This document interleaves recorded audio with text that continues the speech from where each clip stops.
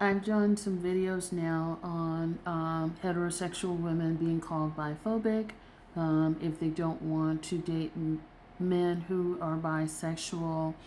And I want to talk about that as the biphobia accusation relates to sex and intimacy. Hi, my name is Dr. Natalie Jones. I'm a licensed therapist.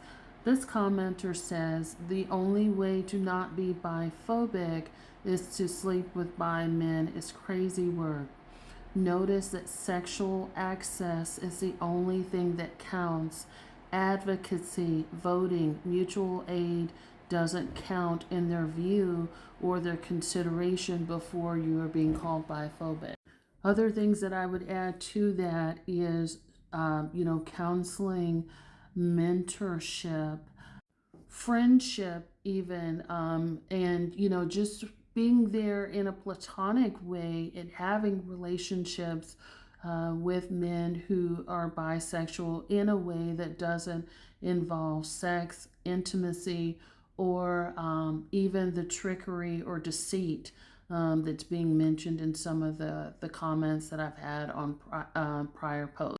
Other things that may also lead into that might be funding in terms of, centers, medical centers, health centers, counseling centers, being an ally during the Pride Parade, etc.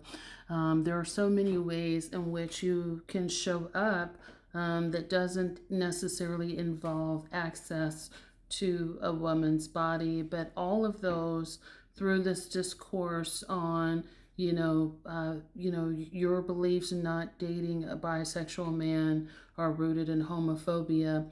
Um, you, it's almost like any other way that you are showing up is, or have shown up, or are an ally.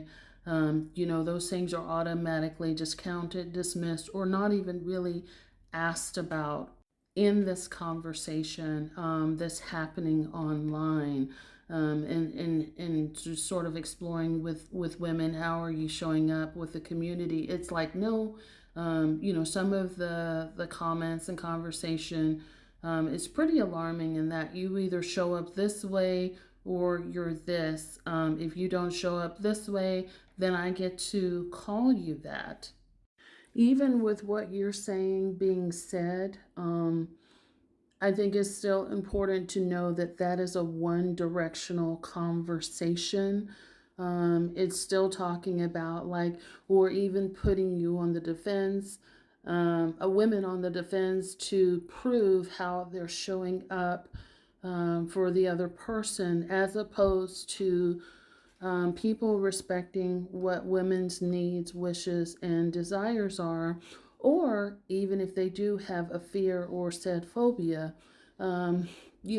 maybe offering, how can we show up? How can we have a conversation that feels safe and without like putting you on the defense or the offensive? In other words, how, like, what is it that we need to be sensitive to, and how can we show up for you in a way that feels safe and conducive for you to want to share and have that conversation? The onus is being put on women to show, in every way how they're not, to prove that they're not phobic by offering access in a way that is sexual. And even if it's not sexual, you still are being asked to prove. As someone who has done several externships and where I have, and jobs actually, where I have worked with several of the LGBTQIA population, and I also have advocated for folks in the LGBTQIA population where abuse has been something that they've experienced. That is not a part of this conversation where people are asking about or are curious about ways in which you have shown up, or just sort of having conversations in other ways in which you do show allyship, You show cultural sensitivity, cultural awareness that does not involve sex. It also puts the other person in a position of power that's accusing you of being a phobic, by trying to discredit all who you are as a person, but also all the other ways in which you have worked in other areas, just because you have an opinion that doesn't agree with theirs. It's pretty disheartening, actually.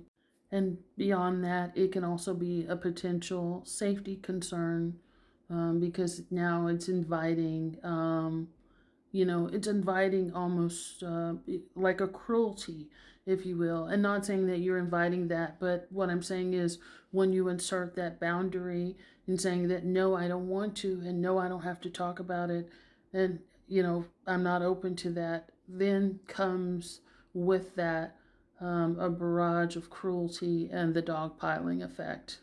So I hope that helps. Like, comment, follow, and share, and let me know what your thoughts are. Thanks so much.